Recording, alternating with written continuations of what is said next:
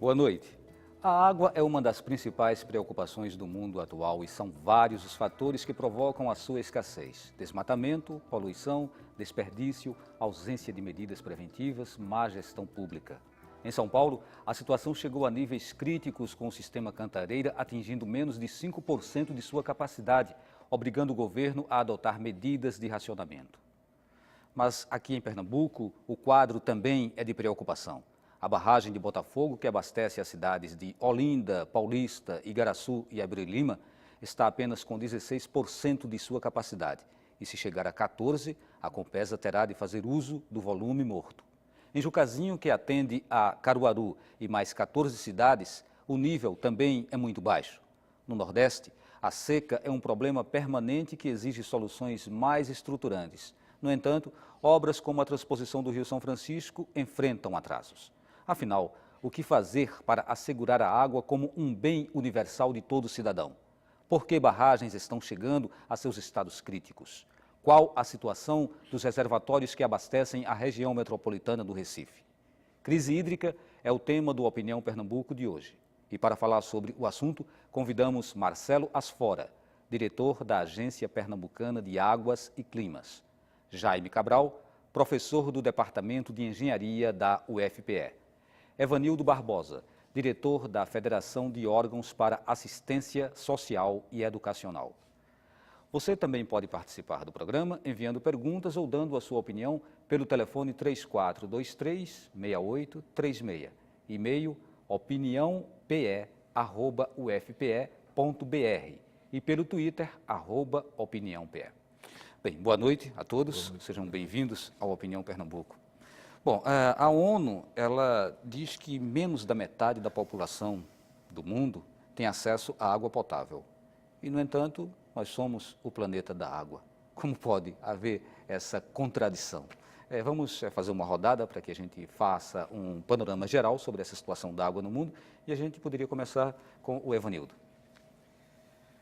Bem, eu acho que o diagnóstico da ONU revela, de fato, que o acesso é bastante desigual, né? Apesar de termos tantos recursos naturais, temos um contingente bastante considerável, como esse que você cita, com populações já vivendo conflitos em torno da água, né? Antes a gente ouvia falar dos conflitos militares, né? Agora a gente escuta falar dos conflitos ambientais, né? Sendo a água um desses conflitos. Então isso, de fato, revela que alguma coisa está fora da ordem, como se diz, né? Tem algo que precisa ser reequilibrado. E talvez o pressuposto desse reequilíbrio seja algum princípio de justiça em torno do uso dos recursos naturais, sendo a água um deles. E me chama a atenção o fato de que os indicadores, em geral, apontam para 80%, 90% do uso da água por indústrias, pela agricultura e algo em torno de 10%, 12% para os serviços dos animais e da população em geral. Então, eu acho que já aí é um ponto a ser pensado, a ser enfrentado, porque em si eu acho que apresenta um desequilíbrio grave, mesmo que a gente esteja falando de números gerais, e é evidente que em cada lugar esse número vai refletir uma realidade específica. Então, acho que a base inicial para entender isso, sob o meu ponto de vista, é algo em torno do princípio da justiça ambiental. Né? Você já tocou em dois pontos aí muito interessantes que tem a ver com a destinação dessa água, né? Quando você fala da irrigação, do uso pela agricultura e do uso pela indústria. Mas aí a gente ainda toca nesse ponto e a gente aprofunda mais um pouco essa reflexão. Professor Jaime, está faltando água de fato ou a distribuição ou o uso dessa água é que não está sendo correto? Eu acho que há dois pontos a considerar, né? Um deles, como você já falou, é a questão dessa má distribuição. Então, nós temos lugares do mundo que tem bastante água e pouca gente, né? Como é o caso da região amazônica, por exemplo. e outros lugares que tem muita gente, né? A cidade de São Paulo, né, 18 milhões de pessoas, né? O nosso Nordeste semiárido também, várias dezenas de milhões de pessoas, né, com pouca água, né? Então, essa má distribuição, lugares que tem muita gente e pouca água. E outro ponto importante é a qualidade, né? Quando se fala que se vive nesse planeta água, como você comentou, né, mais de 90% dessa água é uma água salinizada, né, água de sal, de oceano, dos mares, água salinizada de alguns poços também, né, que aí fica sem qualidade, sem condições de se beber, sem condições de ser utilizada, né? Então, isso nós temos, e além disso, das causas de salinização, temos também a poluição, né, causas antrópicas, né, que levam também à degradação da qualidade da água, né? Então, a gente estão vivendo uma crise, né? E essa crise não só porque falta água, mas porque muitas vezes essa água não está em condições de ser aproveitada pelas pessoas. Pelo que o senhor coloca, né, quando o senhor diz que grande parte é água salinizada, né, água do mar, né? Essa cobertura, né? Inclusive se fala, alguns países já desalinizam a água, né? Mas aí, esses 2% de água potável, ele é suficiente para abastecer a população do mundo se houver uma redistribuição ou a conta não bate? Se a gente considerar que hoje a população tem 7 bilhões. Sim. Bom, você teria que pensar também em termos de quanto é que cada pessoa utiliza, né? Tem alguns estudos que dizem assim, se você quer o mínimo possível para sobreviver, então bastaria 2 litros por dia. Então você consegue beber água e sobrevive. Se você quer o mínimo para a higiene no tempo de crise, você com 10 litros você consegue beber, cozinhar os alimentos, né? Se você quer um pouco mais, até para lavar roupa e tomar banho, 100 litros daria, né? Só que existem pessoas, existem países, existem regiões que esse consumo vai para 500, 600, 700 litros por dia, né? Cada pessoa gasta isso por pessoa, né? Então, assim, então, São Paulo tem aquelas áreas nobres de São Paulo que eles gastam essa faixa de 500 ou 700 litros por dia, né? Enquanto com 100 daria para viver, beber água, cozinhar, tomar banho e lavar roupa, né? Recomenda-se que 150 seria esses 100 com um pouquinho mais de folga. Isso daria para se pensar, toda a população mundial com isso seria possível, né? Na faixa desse exagero de 500 ou 700, fica muito complicado. Então, isso requer muita educação ambiental, né? Que é um processo que tem que se instalar também para se chegar a uma solução, ou pelo menos se aproximar de uma solução. Mas aí vamos aqui para o Marcelo, né? Marcelo Asfora. Veja. Marcelo, qual é a sua análise sobre essa falta d'água no planeta? Veja, a natureza, né, como o professor Jaime bem colocou, ela não distribuiu a água de forma uniforme no planeta, tá certo? Isso tanto na escala global, né, mas vamos olhar aqui na escala do Brasil, né? A região amazônica, ela concentra, o Brasil ele tem 12% das reservas hídricas do planeta, mas 90% dessa reserva está na região amazônica, tá certo? E, né, onde você tem talvez 5, 10% da população. Se você chegar aqui na escala do estado de Pernambuco, você vai ver que na zona do litoral mata você concentra a maioria da disponibilidade hídrica, enquanto que o agreste do sertão, né, existe um déficit muito grande de água. E aí surge o grande desafio, né, que é você conseguir dar o acesso à água a toda a população. E aí entra a intervenção humana, tá certo? Entra a questão da gestão dessa água. Como fazer para transportar essa água, tanto espacialmente como também no tempo. Né? Os períodos chuvosos, eles não são também uniformemente distribuídos ao longo dos meses do ano. Eles ocorrem em algum período, em alguns meses do ano, e nos outros meses você não tem a chuva. Então, como você tornar essa água, né, dar a garantia do acesso à água a toda a população? E aí entra a intervenção humana, né, que acontece muitas vezes de forma desastrada. Tá certo? Eu acho que esse é o grande desafio, ou seja, você promover uma gestão adequada dos recursos hídricos, tanto do ponto de vista de investir em infraestruturas que dê essa garantia para as pessoas do acesso à água, né? Tanto a garantia de disponibilidade também como o acesso econômico. Uma água cara, às vezes é uma água para a qual as pessoas nunca vão ter o acesso, tá certo? Como também fazer o uso dessa água, né, numa proporção que não leve à sua exaustão, ou seja, que não leve os sistemas ao colapso, tá certo? Eu acho que aí está o resumo do grande desafio da humanidade, promover uma gestão adequada da água, né, para que todos tenham acesso a esse bem. Vamos fazer uma análise agora da situação de Pernambuco, né? Como a gente falou na abertura do programa, a barragem de Botafogo, que abastece aqui 4 cidades na região metropolitana, ela está com um nível bem baixo, né? Está quase, a Compesa prevê que se não chover bem dentro de 30 dias, é possível que entre já no reserva, no morto, né? No volume morto. E aí, o que é que faz com que aconteça esse tipo de situação, com que se chegue a esse estágio? Depois a gente vai falar da situação de São Paulo, que me parece que, de certa forma, a coisa se agravou mais ainda porque se demorou a se tomar uma atitude, né? Mas vamos ver logo o caso de Pernambuco.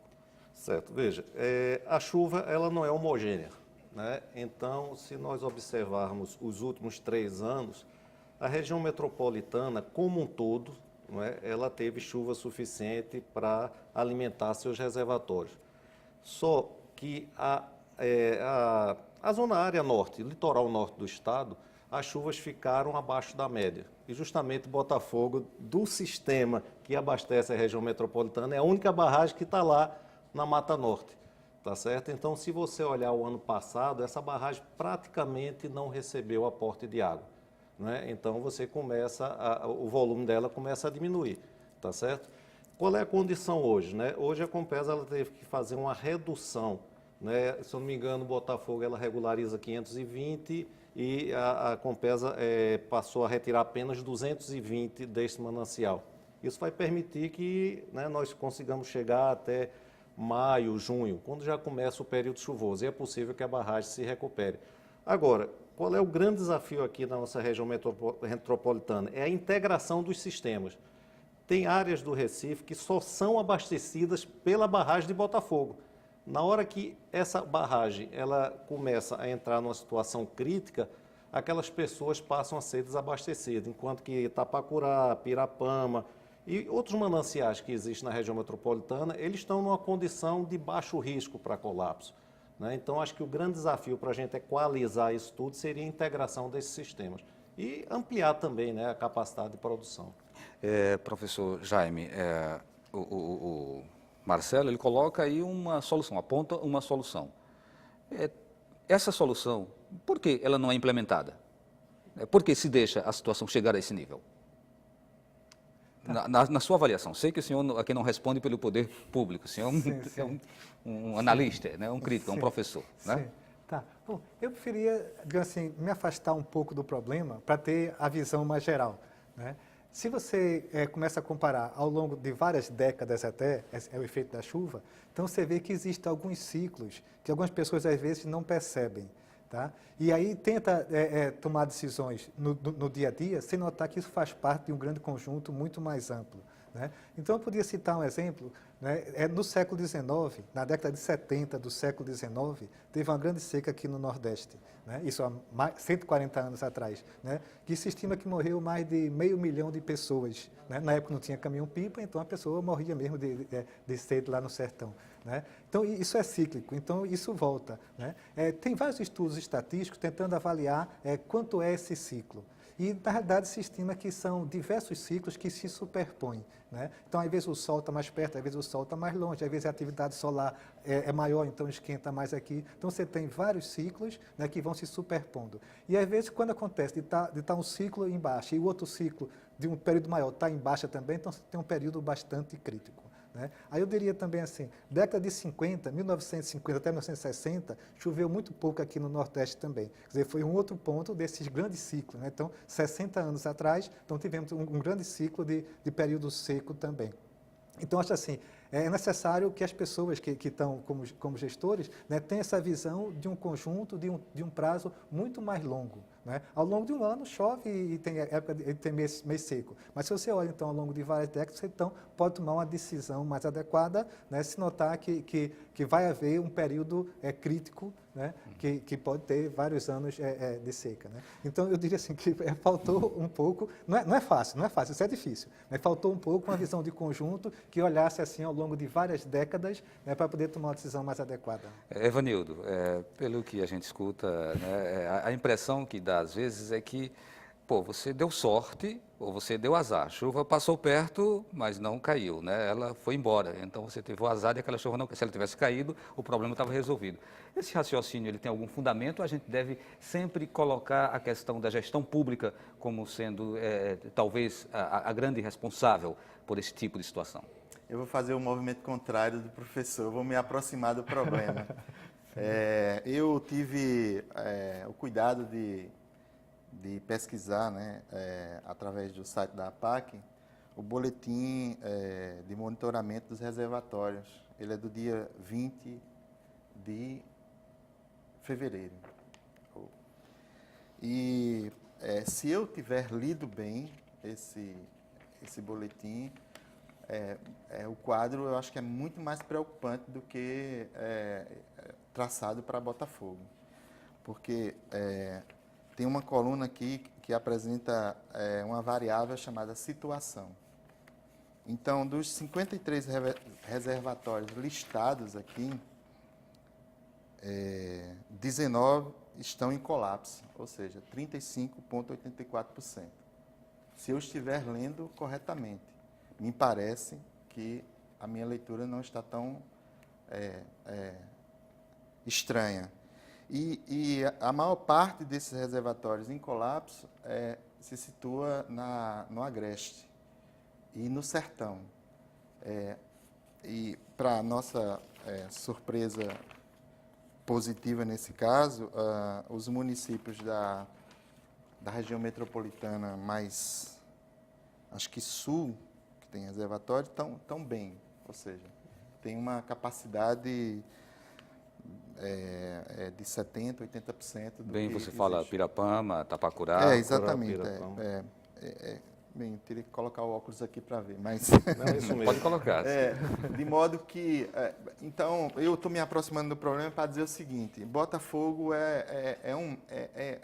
uma situação preocupante, mas o estado inteiro é muito preocupante.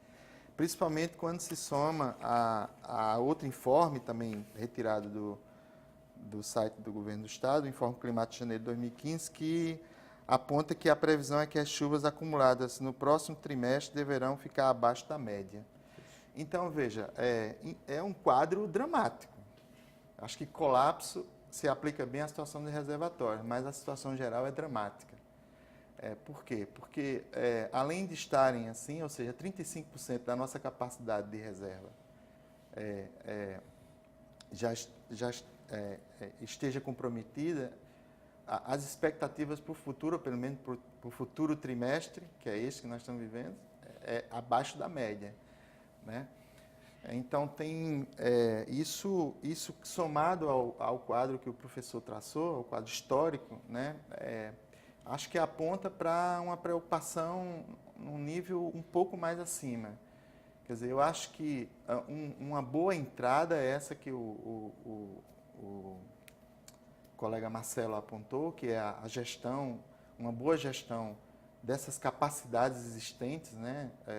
Especialmente aqui na região metropolitana, mas associada a uma capacidade de planejar no longo prazo. Né? Porque eu acho que o argumento que nos coloca diante das variações climáticas, ele é real e os estudos comprovam isso. Mas a gente não vai esperar por ele, né? Quer dizer, é preciso se antecipar. E eu acho que esse quadro eu não estou vendo. Certo. Um outro problema que a gente percebe é que, vez por outra, chove, mas muito dessa água é desperdiçada, não é aproveitada, não é armazenada, né? Então, a nossa capacidade de armazenamento, ela também está deficitária. Essa é uma pergunta que eu deixo para vocês para o próximo bloco. E agora a gente lembra que você pode participar do programa através da sua pergunta, o seu comentário, pelo telefone 34236836, pelo e-mail opiniãope@ufpe.br e pelo Twitter @opiniãope. A gente volta daqui a pouquinho.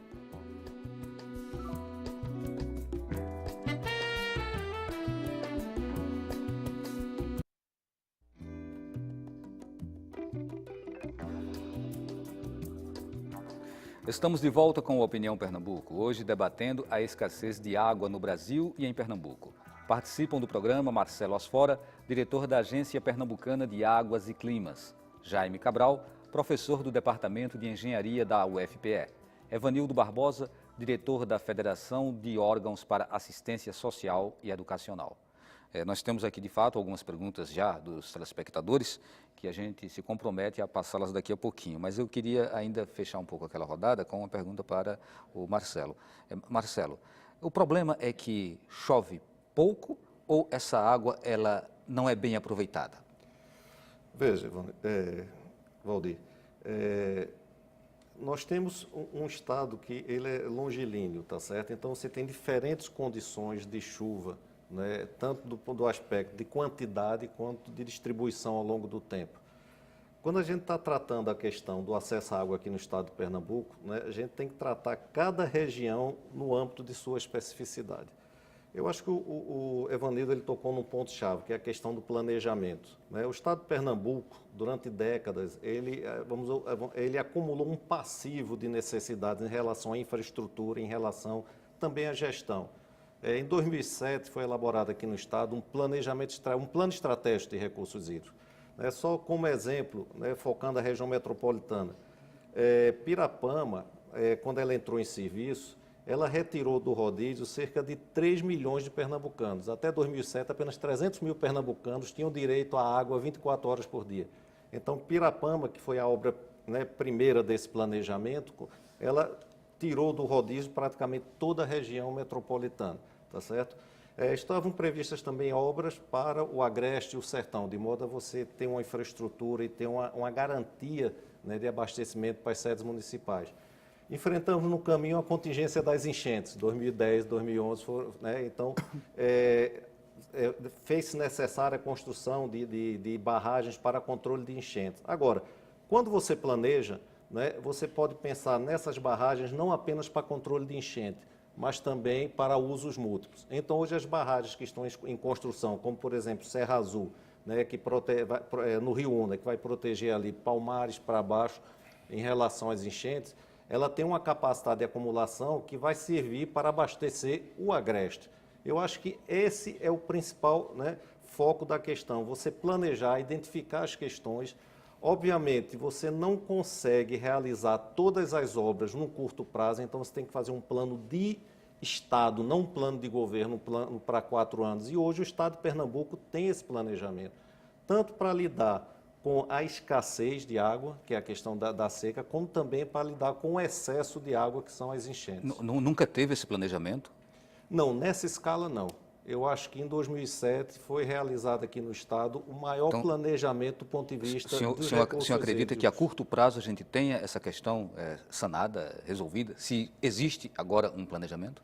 Veja, se continuar a mesma marcha de investimentos, né, e aí está o grande desafio de você captar recursos, tá certo? Para realizar esses investimentos, é possível sim que em uma década nós tenhamos resolvido a questão do abastecimento nas sedes municipais de todo o Estado. Até lá poderá haver racionamento, poderá haver situações de aperto. Né? Você tem, existem aquelas questões das ações de curto prazo, obviamente ninguém vai esperar 10 anos para ter água. Então você tem que atuar no curto prazo para atender à necessidade no momento e realmente tem que planejar o futuro. Uhum. Professor Jaime, pelo visto a gente ainda vai sofrer um bocado, né? Vai se aperrear bastante até que a gente realmente esteja acima desse problema. Mas eu queria trazer uma pergunta aqui de D'Artagnan Ferraz, da Jaqueira. Ele pergunta, por que no Brasil o desperdício é tão expressivo? Tá, o D'Artagnan, né? Bom, eu diria o seguinte, eu chamaria primeiro uma perda que não é desperdício, mas que acontece em todo o Nordeste, que às vezes as pessoas não percebem. Se você imaginar assim, tem vários municípios do Nordeste que chove por ano 700 milímetros. Tá? Na Europa, você vê assim, a França, por exemplo, também chove por ano 700 milímetros. Né? Lá não é semiárido, né? E aqui nós temos um semiárido. Por quê? Porque a temperatura nossa é muito elevada e as perdas por evaporação são muito grandes. Né? Então, eu diria, nós temos uma grande perda, que é a perda natural, porque é muito quente e se perde muito por evaporação. Tá? Bom, agora, fora isso, então nós temos as perdas por outras razões. Certo. Não aproveitar seria, de certa forma, sinônimo de desperdício também? Não aproveitar essa que se perde para evaporação? Não aproveitar, tá? A água está ali e não se aproveita. Não é uma forma de desperdício também? Sim, também. Né? Então, existem algumas pesquisas, mas por enquanto ainda elas não têm sido conclusivas de colocar em cima do reservatório uma película, né? Então se tenta alguns tipos de película que possa realmente cobrir todo o reservatório para evitar essas perdas por evaporação. Sim. Então, assim, aqui no Nordeste, em vários pontos do Sertão e do Agreste, então, por ano se perde 2,5 metros de água. Então, imagine assim, foi feito um reservatório, guardou muita água no inverno. Mesmo que ninguém tenha utilizado nada, só o sol, ele consegue levar 2,5 metros de água. Né? Se perde, então, é o grande desperdício natural, né? Deixou de ser aproveitado. Né? Na Austrália, o pessoal tenta usar uma películazinha em cima de todo esse reservatório para reduzir essa evaporação. Por enquanto, os resultados não são muito bons ainda, mas era importante que aqui se fizesse isso também, porque não chove até razoável, mas só que grande parte vai embora.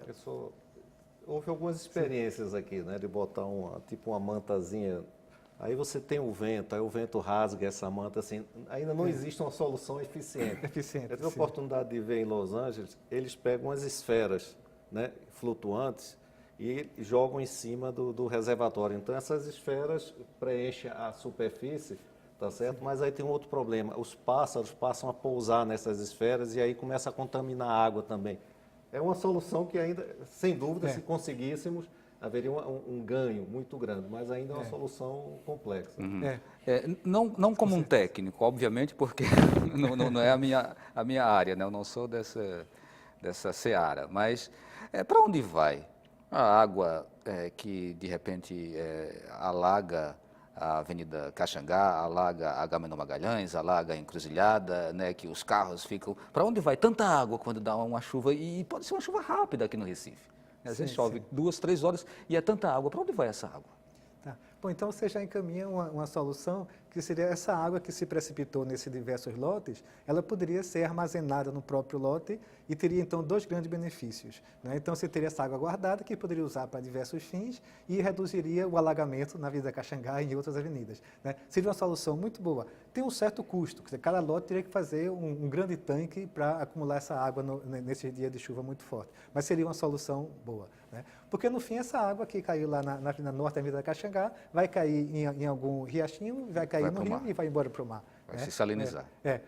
Pronto, mas seria muito bom que aos pouquinhos as pessoas estão começando a pensar nesse assunto, mas era importante que houvesse essa mudança de paradigma nas cidades para que todo mundo conseguisse guardar o máximo possível da água que caiu no seu telhado, porque evitaria o alagamento da rua e teria água para usar nos períodos mais secos. Evanildo, essa pergunta do D'Artagnan, quando ele fala do desperdício, né, tudo isso que a gente está falando aqui tem a ver com desperdício, mas tem também aquele desperdício do cidadão, não é? Que é o desperdício na hora do banho, na hora da escovação do dente, na hora de lavar as mãos, na hora de lavar o carro, né? Tem pessoas que lavam excessivamente o carro. Qual é a tua visão sobre isso? De que maneira a gente pode mobilizar a sociedade para que ela também contribua para evitar o desperdício? É evidente. Eu acho que a população brasileira hoje é muito mais sensível à dimensão da sustentabilidade, né? Quer dizer, aos cuidados com os recursos naturais, mas eu acho que o nosso problema é um pouco anterior sempre. Né? Por exemplo, eu sou muito curioso de saber qual é a capacidade instalada hoje na região metropolitana em termos de evitar a perda da água dos canos.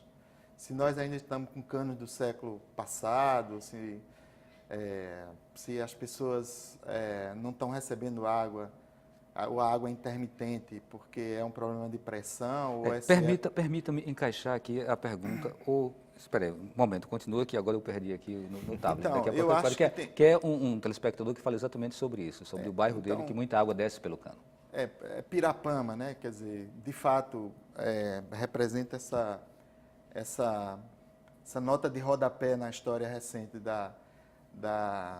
do problema do acesso à água, mas Recife tem 30 anos de convivência com o acesso intermitente, né? Quer dizer, são 3 décadas. Os jovens que estão nos escutando agora certamente não têm essa ideia. Por que a paisagem urbana da metrópole é agraciada com a presença de caixas d'água, né? Quer dizer, porque as pessoas passam a noite para poder coletarem água, porque ela só chega naquele horário. Então, acho que aí tem uma perda. E a resposta pública precisa vir no sentido de qual é o aproveitamento possível, ou seja, como se diminui essa capacidade de perda que provavelmente, eu não tenho os estudos, mas eu aproveito inclusive a oportunidade do Marcelo aqui para perguntar sobre o plano estadual de saneamento, né? Se o Estado está elaborando esse plano, qual é o grau de participação da sociedade. Certo. A gente vai... Nisso, porque isso tem a ver com o debate da perda, né? No plano de saneamento que você prevê certas estratégias de evitação, né? Quer dizer, de redução da perda e do aumento da capacidade de distribuição para um maior número possível de pessoas dos recursos de que dispomos. Certo. A gente vai repassar para o Marcelo, para ele fazer essa complementação, mas assim, para não deixar também a pergunta do Edivan, né, Edivan José, de Jardim, São Paulo. Ele diz: a falta da água aqui no bairro onde moro está relacionada aos vazamentos dos canos da Compesa. Chega a ser muito significativa essa perda nesses canos, né, que se quebram, né, que deixam a água vazar, isso chega a ser uma coisa... Chega a ser 50% aqui 50%. em Recife, né? É muito elevado, né, e é difícil. Agora é interessante até que quando o Pirapama entrou, que foi uma coisa boa, mas aí aumentou as perdas, porque aí entrou água com muita pressão nos canos, com os canos antigos, então aumentou muito o vazamento, né? Mas então está ficando na faixa de 50%, que é muito, né? Então países assim do primeiro mundo não conseguem reduzir para a faixa de menos de 10%. Né? Tá? Então, assim, bastante diferença, né? Bastante diferença, né? Então tem um grande esforço, a Compesa melhorou bastante, mas ainda tem que dar esse grande passo de enfrentar essas perdas que são muito elevadas. Quando eu falei uma década, você disse, poxa, mais uma década, eu só queria complementar o seguinte: uma década sem investimento resulta em 2 décadas de extensão de um mesmo problema. Né? Então a gente tem que ter essa capacidade de seguir, de implementar o planejamento. Essa questão da perda, o número que a Compesa, né, ela fornece é na ordem de 50%, sendo que nesse 50% você tem a perda física, resultante do vazamento, e a perda fiscal, ou seja, porque a Compesa ela entrega a água e ela compara o quanto ela fatura com o quanto ela produz. Então, uma grande parte dessa perda é o furto de água, não é só a perda por vazamento, tá certo? E aí, nesse 50% você tem essas duas coisas. Tá? Que aí também faz parte do poder público ter que controlar isso, quer dizer, fazer micromedição. A Compesa tem investido muito, né, na redução de perdas. Né? Quando o Pirapama entrou, de fato, a população sentiu. As ruas do Recife alagaram por conta do... Mas, veja, isso mostra o seguinte: até então esses vazamentos não eram percebidos porque você não tinha água na rede. Então, a partir do momento que o Pirapama entrou, foram mais de 900 pontos de vazamento aqui na região metropolitana, e que foram paulatinamente sendo sanados. Né? Então é muito importante a gente ter essa consciência, né, de que é necessário, de fato, você caminhar no sentido de resolver o problema. Né? Não adianta você fazer investimentos pontuais, passar uma década sem investir. Um outro aspecto em relação a essa questão do uso da água de chuva: existe uma legislação hoje, né, que obriga as novas edificações a elas incluírem um sistema secundário para aproveitamento de água de chuva. Tá certo? Então, eu não sei se está faltando regulamentação da lei, mas de fato existe uma lei aqui no estado de Pernambuco que obriga as pessoas a utilizarem, né, a água de chuva. Mas tão grave quanto, me parece, né, que tão grave quanto o problema da perda é o problema de um excesso, de uma popularização do poço. Né, do poço nos edifícios, etc., que tem consequências ambientais profundas. Né? Quer dizer, recentemente o Ministério Público, acho que instou, né, a própria Compesa a investigar mais a situação desses poços, e me parece que uma parte da população sente mais do que outra. Né? Quer dizer, a população que está diretamente dependente do grau de pressão ou de intermitência do sistema, essa vai ter que passar a noite esperando. Mas a população que não depende disso, E se nós fizermos um geoprocessamento dessas situações, provavelmente a Zona Sul não sofre essas consequências. Qual é a né? realidade sobre os poços? Eles são totalmente do mal? Não, não é uma questão do mal. Eu acho que tem um problema da regularização, do monitoramento da qualidade, né, que mesmo o indivíduo tendo, ele deve ser responsabilizado pela qualidade. Eu acho que o professor falou sobre isso aqui. E o terceiro aspecto é um que eu acho que, não sei se tem legislação, mas Controle. tem a ver com o fato de que uma quantidade excessiva de poços pode levar à bancarrota, né, dos nossos, da água que existe embaixo do solo. Certo, e o controle, e Pois a é. possibilidade de contaminação Você da fala água do aí, subsolo. Me permite, porque, na verdade, a regulação do uso da água no Estado é competência da agência, da APAC, tá certo? Então, assim, todo o uso da água tem que ser outorgado, né? Então, quando a pessoa vai perfurar um poço, ela tem que pedir uma licença ambiental para isso, né? E no âmbito dessa licença, também ele tem que solicitar a outorga, que é a autorização do Estado para o uso da água. A água é um bem de domínio público. Então, desde 98, desde quando a outorga foi implantada, tá certo? Que nós, inicialmente, na época, na Secretaria de Recursos Hídricos e agora na APAC, a gente tem um trabalho de fiscalização, né, de regularização dos usuários, tá certo? Eu diria que hoje nós temos o acompanhamento e nós temos, né, no âmbito do sistema da outorga, cerca de 70% do volume que é extraído de água, né? Agora, se você for contar os poços, ainda estamos muito distantes, tá certo? A gente fez um levantamento recente, nós temos algo em torno de 13 mil poços clandestinos. Agora, poços pequenos em condomínios. Agora, é preciso que nós, essas pessoas, né, 13 mil sejam postos no estado ou só na região metropolitana? Acho que é a região metropolitana. No estado, como um todo, chega a um pouco mais do que isso, 15, 16 mil, porque a concentração de poços aqui na região, por conta do histórico do problema de abastecimento. Veja, todo poço perfurado, sem dúvida, é como uma agulha, né, na veia. Então, você traz o risco de contaminação do aquífero. Hoje, aqui no estado, quando você pede uma outorga, quando você perfura um poço, né, você tem que seguir regras, tá certo? Você é obrigado anualmente a fazer uma revisão desse poço, uma manutenção e apresentar a análise de água. Então, existe toda uma regulamentação. Cada poço outorgado tem que ter um hidrômetro, né, e para que se tenha um acompanhamento do quanto é retirado. Só para você ter uma ideia, em 2003, né, por conta da grande demanda de água subterrânea, nós tínhamos algumas áreas aqui da região metropolitana onde havia um rebaixamento do nível de captação de 8 metros por ano.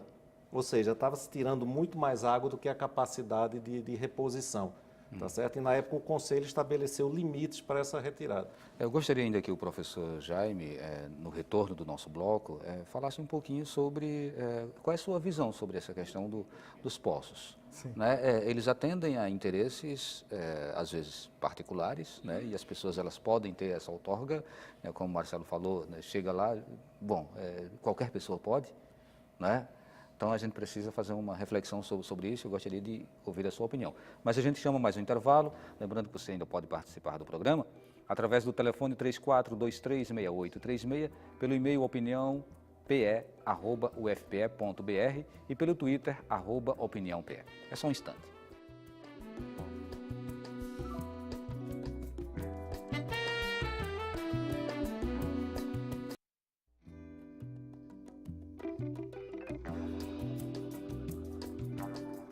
Estamos de volta com o Opinião Pernambuco, hoje debatendo a escassez de água no Brasil e em Pernambuco. Participam do programa Marcelo Asfora, diretor da Agência Pernambucana de Águas e Climas, Jaime Cabral, professor do Departamento de Engenharia da UFPE, e Evanildo Barbosa, diretor da Federação de Órgãos para Assistência Social e Educacional.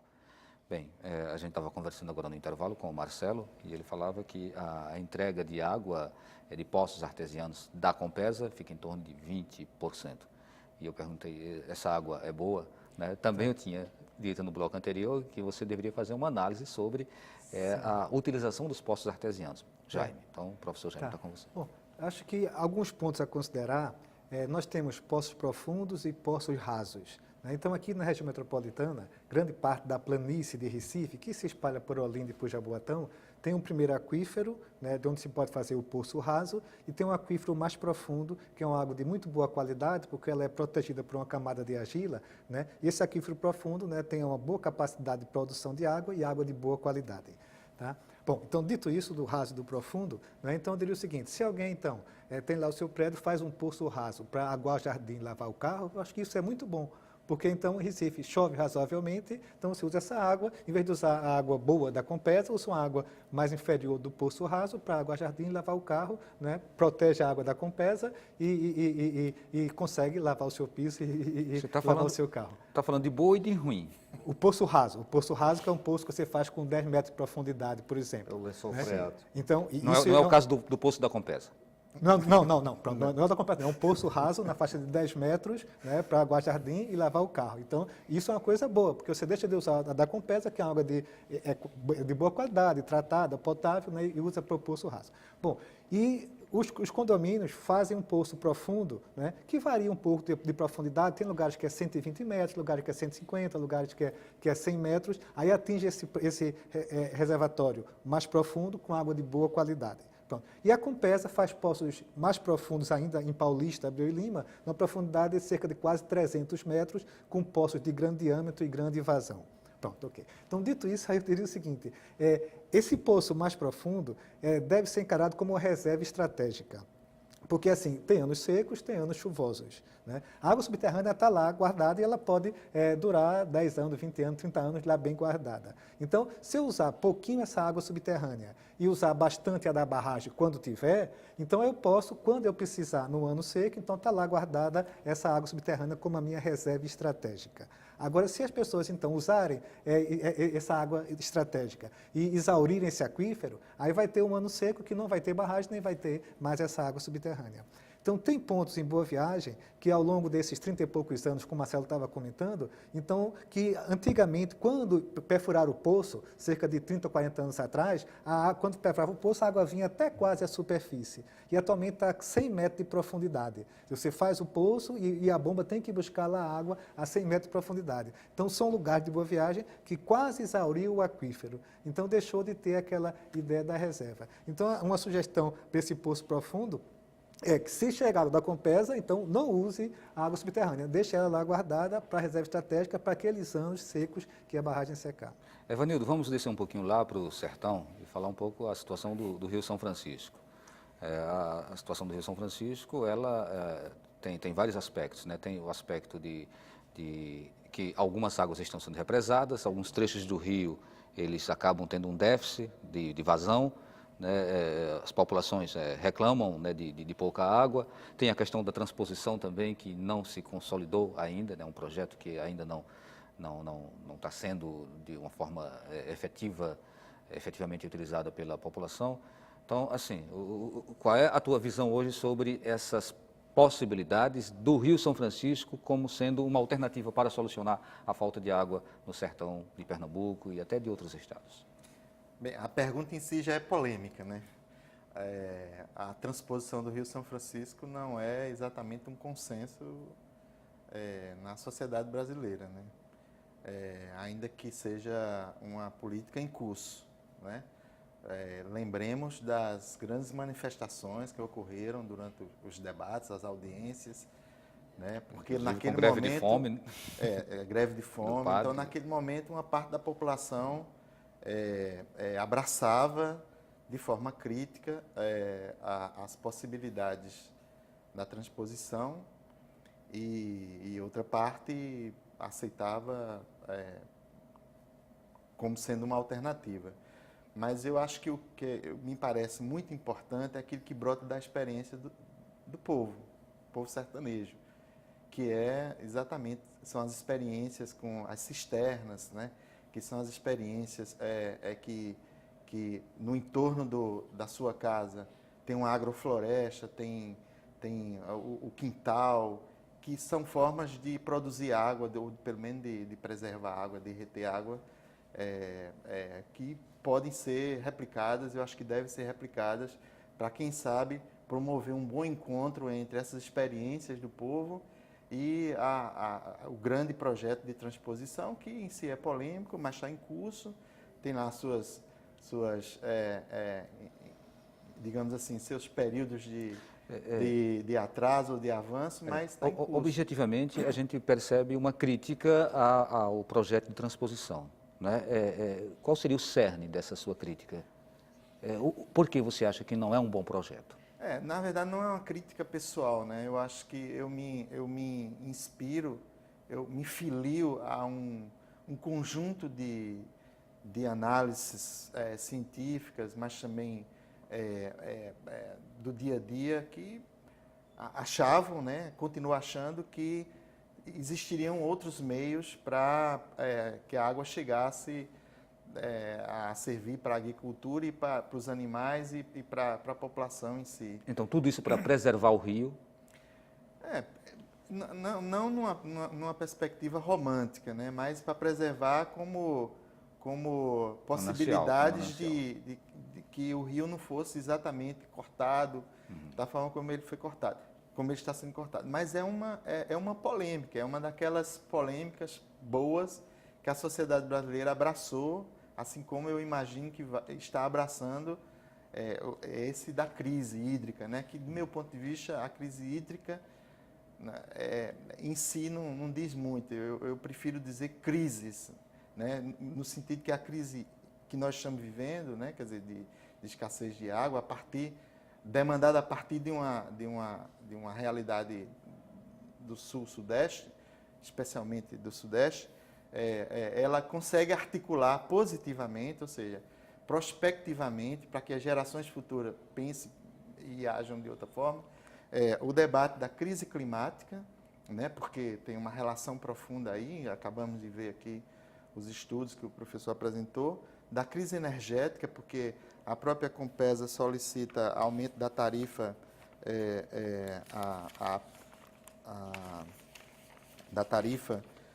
a ARP, com argumento em cima do aumento do custo da energia elétrica, né? Então, são a crise climática, a crise ambiental, né? Quer dizer, os problemas no acesso desigual, né, aos recursos naturais, né, como foi dito aqui, entre regiões, mas também entre populações, porque os morros do Recife não acessam da mesma forma esse bem público conforme as populações que usam os poços e por aí vai, ou que estão mais bem assistidas em termos de serviço de abastecimento d'água. Vamos falar sucessivamente em relação aos outros itens do abastecimento, né? Como é o caso do lixo. Certo. Vamos falar um pouco também de outros rios, que, quem sabe, eles não poderiam ser grandes soluções para o problema da água, né? O rio Ipojuca, né? O próprio Capibaribe, mas esses rios estão assoreados e estão sendo constantemente agredidos por indústrias, por processos agrícolas, né, mal direcionados e até mesmo pelas populações ribeirinhas, né, que jogam o lixo, né, jogam seus esgotos ali. Então, pensar nesses rios dentro de um processo mais profundo que envolvesse inclusive a questão das matas ciliares, né, que praticamente acabaram-se. Isso não poderia revigorar todo o processo de abastecimento de água, né, de fornecimento de água, de geração, de produção de água, né, de renovação dos recursos hídricos aqui no nosso estado e no Brasil e no mundo? Não, isso não seria uma solução? E se é a solução, por que a gente não avança para esse estágio? Tá. Bom, eu gostaria de comentar uma experiência de pagamento por serviços ambientais. Isso, houve a primeira experiência em Nova York, algo cerca de 10 ou 12 anos atrás, ou um pouco mais, e no Brasil está sendo replicado, né? Começou em Minas Gerais, né? Então tem um caso em Minas Gerais que está sendo feito isso, e depois já começou outros 8 ou 9 exemplos disso. Então a gente chama pagamento por serviços ambientais, né? Porque a gente tem que pensar, quer dizer, naquele tripé, né? O tripé seria assim, eu tenho que pensar no meio ambiente, nas pessoas e na economia. Se faltar um pé, o sistema cai. né? Então, veja assim, eu não posso chegar e dizer, eu vou preservar essa mata, alguém tem aqui o seu terreno, então eu vou dizer, você vai embora para sua casa, aqui vai ser agora uma mata, você não vai ter mais o seu terreno aqui. Aí isso não vai funcionar. Aí o que é que se pensa com essa ideia do pagamento por serviços ambientais? Então, se eu tenho lá a bacia do Tapacurá, e eu tenho lá, então, o meu terreno, digamos assim, 50 hectares aqui na região da bacia do Tapacurá, que o que chover aqui vai cair para lá. Então, a Compesa pode fazer essa negociação, como em Minas Gerais está sendo feito esse caso pioneiro lá, né? Então, diz assim, então, seu terreno aqui seria muito bom que ficasse uma mata, aí o que chovesse aqui, essa mata consegue segurar a água, libera ela devagarzinho, ela vai para o reservatório, a gente vai usar durante o ano todo, porque a mata tem essa grande propriedade, né, de ajudar a produzir água, né? Bom, mas aí o dono do terreno diz, mas o que é que eu ganho com isso? Eu não vou poder, então, plantar cana, ou plantar café, ou plantar milho. Então, aí no caso se faz o acordo. Então, você aqui, né, teria uma retribuição por esse serviço. Você está prestando um serviço para a cidade, porque está produzindo água para a cidade. Então, você seria retribuído, né, por um pagamento pelo serviço ambiental. Então, Nova York deu certo isso. Minas Gerais tem esse caso na região de Extrema, que está sendo utilizado, e começou outros 9 casos, um em São Paulo, um em Mato Grosso, um em Goiás, né, dessa forma. Então, acho que isso é viável, porque você vê, então, o tripé, né? Você tem exemplo já antes aqui, né? O tripé tem que pensar nas pessoas, né, no meio ambiente, mas também tem que ter uma razão econômica para o sistema funcionar, senão ele não funciona. O problema é que, às vezes, essa razão econômica ela se sobrepõe à necessidade, né, mais básica da população, né, por interesses, às vezes, um comentário. escusos. Só um segundo, a gente só tem 3 minutos para encerrar o programa. E nem chegamos a São Paulo. Pois é, nem chegamos a São Paulo, né, e eu falei lá no início que a gente falaria de São Paulo. E tem aqui uma pergunta também, né, de um telespectador. Vou passar essa pergunta e aí o senhor, na sua resposta, já contempla tudo. Diante de um quadro de desperdício inconcebível de 50%, não seria mais fácil a Compesa investir em fiscalização, ao invés de jogar a responsabilidade no consumidor, pedindo para a população economizar? Veja, não se trata, né, de jogar responsabilidade para o consumidor. O fato é o seguinte, todos nós temos que ter consciência, poder público, setor produtivo e a sociedade como um todo, que cada um tem que fazer a sua parte, tá certo? A Compesa, ela sem dúvida tem que atuar no sentido de reduzir perdas, né? E ela tem feito isso com alto investimento. Eu diria que a Compesa investe dos investimentos da Compesa em infraestrutura, 30% se destina à redução de perda. Então, existe um investimento nesse sentido. Então, acho que todo mundo tem que fazer a sua parte. Não se trata de responsabilizar o poder público, responsabilizar a sociedade. Certo. Agora, para a gente também não deixar aquela questão de São Paulo de fora, por que São Paulo chegou a esse estado? Bom, eu vou me permitir um comentário. Veja, quando você está lidando com recursos naturais, né, e você não tem a certeza absoluta da sua disponibilidade todo o tempo, você tem que atuar fazendo a gestão do risco da falta daquele recurso. Tá certo? Então, quando a gente investe em infraestrutura, a gente está buscando reduzir esse risco. O que é que aconteceu em São Paulo? Né? O sistema ele foi construído na década de 70, a cidade foi crescendo, cada vez mais a disponibilidade hídrica e a demanda começavam a ficar muito próximas e não se investiu, né, na produção ou na redução do consumo, enfim. E você começou a trabalhar numa faixa de risco muito apertada. Pegou um período crítico de seca, né, e a situação emergiu, tá certo? Lembrando que a seca não é um privilégio do semiárido. Existe seca nos climas úmidos, a Amazônia na última década teve uma seca, o Centro-Oeste está sentindo, o Sudeste está sentindo essa seca. O que eu acho é que se levou a um risco, o sistema a um risco maior do que o aceitável, né? E aí deu no que deu.